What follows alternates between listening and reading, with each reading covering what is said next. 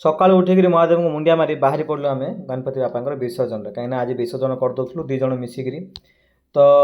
बाहरी पड़लु मझे आउ जड़े आणिक देले गणपति को तो कहलु चलो तांको भी करदा विसर्जन सब भाई सांग सब मिसिकी बाहरलु गणपति को विसर्जन कराया एटा ही नियम जे आणिला बेलू तो खुशी लगे गणपति को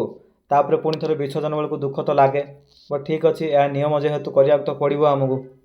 तो आलती कलु धूप कलु आलती धूप करी नड़िया भांगी आखि लिभा जाए से नड़िया पानी रे आखि लिभेला विसर्जन करा जाए एटा ही हूँ नियम तो गलु विसर्जन करदेलु आउ कहलु गणपति बापा मोरिया अगले बरस तू जल्दी आ एति कही आम विसर्जन कर बाहरलु सेठी मंदिर टिके दर्शन करदेलु दर्शन करी गुपचुप ठेला गाड़ी लगी तो ठेला गाड़ी रे गुपचुप टे खाई तापर आम